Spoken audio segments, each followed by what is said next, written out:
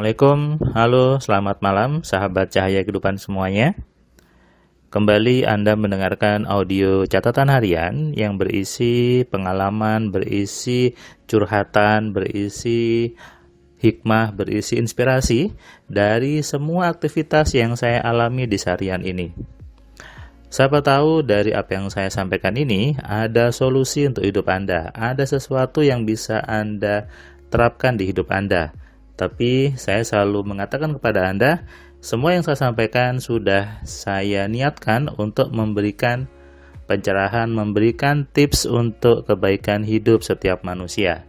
Karena yang saya sasar, yang saya target untuk mendengarkan audio ini adalah manusia. Jadi kalau Anda merasa bukan manusia, lebih baik tidak usah mendengarkan audio ini. Tapi kalau Anda masih merasa manusia, maka Anda wajib dan perlu untuk mendengarkan audio-audio dari saya, video-video Cahaya Kehidupan, dan tentunya berbagai inspirasi yang bisa Anda baca di blog saya, di majalah sugesti, di buku-buku saya, yang tujuannya untuk mengembalikan kesadaran bahwa Anda, saya, dan kita semua adalah manusia. Bagaimana kabar Anda di hari ini akhir tahun? Hari ini hari Kamis tanggal 30 Desember 2021. Pagi tadi saya masih ke kampus karena tadi ada jadwal ujian proposal tugas akhir gitu ya. Ini bukan kebetulan. Jadwal sidang proposal tugas akhir ini disampaikan oleh prodi gitu ya, oleh sekprodi saya, sekretaris prodi saya, dibuatnya hari apa ya, minggu yang lalu gitu ya, hari Jumat minggu yang lalu. Ada jadwal, terus ke saya juga, Pak Firman hari Kamis ya, hari Kamis sama Jumat. Wah, akhir tahun gitu ya, nyuruh ngasih sidang. Terus saya bilang, Kamis saja loh dibuat full satu hari gitu. Dan ternyata bisa. Nah, dan jadwal saya kelas AMC hari ini juga kosong gitu ya. Jadi tidak berbenturan, tidak bingung harus memilih mana yang didulukan, mana yang mau dikerjakan gitu ya. Karena semuanya sudah sesuai, ternyata sudah teratur, sudah bergerak sendiri sesuai dengan keinginan yang saya buat. Nah, terkadang banyak orang itu dihadapkan dengan pilihan-pilihan yang membuat dia bingung, yang membuat dia menjadi harus memilih. Padahal bisa saja kita atur dengan baik semua pilihan itu, tidak bentrok, tidak apapun. Seperti saya ada kegiatan di kampus, nguji sidang di kantor, kemudian di AMC, kemudian ada bisnis lain. Semuanya bisa berjalan dengan maksimal, semuanya bisa berjalan dengan baik. Tadi ketika saya memberikan ujian gitu ya, sebagai penguji, dosen penguji di sidang proposal tugas akhir, ada banyak mahasiswa yang kalau saya bertanya itu memang tidak sekedar hanya yang ada di mereka buat di buku itu, di buku proposal, tapi saya mencoba bertanya tentang esensi dari apa yang dia kerjakan. Buat saya, yang namanya memahami sesuatu itu bukan sekedar hafal.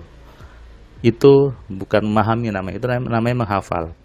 Yang namanya paham itu adalah tahu dengan bahasa sendiri, bisa menceritakan dengan bahasa sendiri apa yang dia pahami dan bisa dipraktekkan.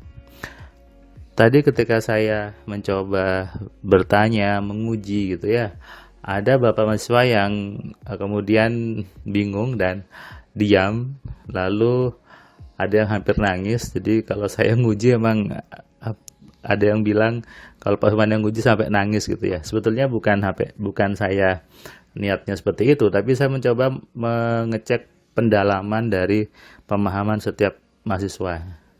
Karena saya inginnya ketika seorang mahasiswa itu dia membuat sebuah konsep tugas akhir, dia tahu betul apa yang dia kerjakan. Dia tahu apa yang dia kerjakan, dia tahu apa yang harus dikerjakan next-nya. Nah, ini juga sama dalam hidup semua manusia. Kalau manusia itu tidak paham, tidak tahu apa yang dia inginkan, tidak tahu apa keinginannya, bagaimana dia bisa mengerjakan apa yang mau dia capai?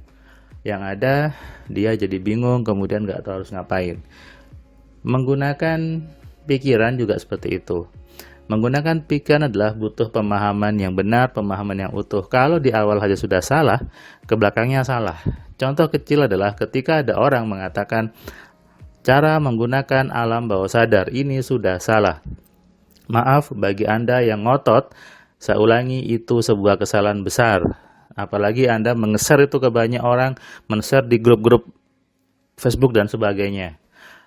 Saya pernah baca sebuah artikel yang dipost oleh seorang di sebuah grup di Facebook.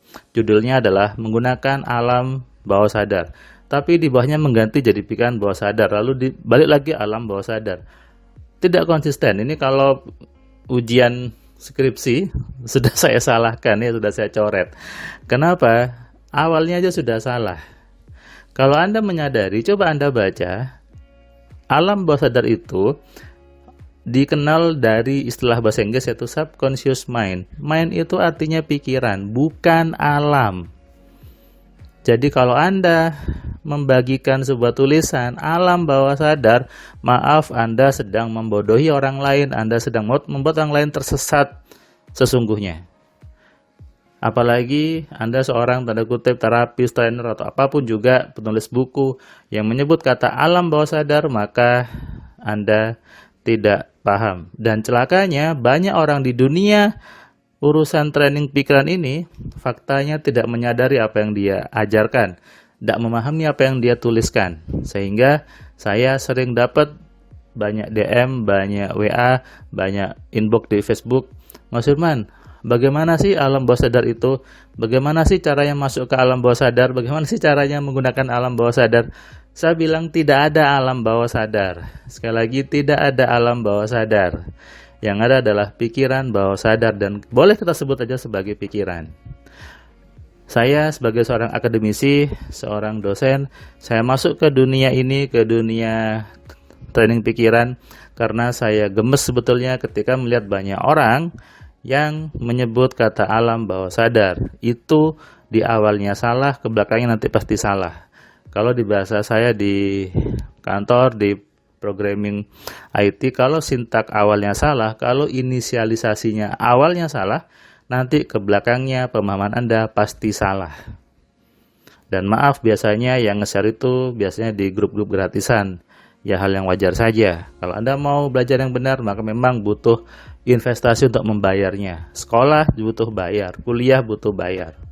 Jadi kalau Anda memang mau memahami dengan benar, memahami dengan utuh, ya semuanya butuh belajar, semuanya butuh investasi yang betul agar Anda tidak tersesat dalam ketidaktahuan. Kenapa? Sangat berbahaya sekali. Mengerjakan sesuatu harus paham dulu, harus paham utuh, harus bisa mengenali dengan benar supaya bisa menggunakan. Itu kenapa saya selalu menggunakan 3M, mengenali, mengontrol, dan memaksimalkan pikiran. Kalau mengenalinya salah, bagaimana bisa mengontrolnya dan bagaimana bisa memaksimalkannya? Kata alam bawah sadar itu berbeda jauh dengan pikiran bawah sadar. Dua hal yang berbeda kalau Anda mau mencerna alam dan pikiran. Kalau alam, Anda akan sibuk alamnya di mana, alamnya di tempat apa. Karena alam itu seolah ada di luar diri Anda. Padahal itu ada di dalam diri Anda. Ada di kepala kita, ada di otak kita, yaitu pikiran. Atau bahasa Inggrisnya adalah mind. Jadi, buat Anda yang sekarang sibuk mencari alam bawah sadar, saya jawab tidak ada alam bawah sadar. Kalau Anda bertemu artikel yang ada judul alam bawah sadar, Anda skip saja dan Anda nggak perlu baca lagi. Karena itu sudah salah dan membuat Anda semakin salah.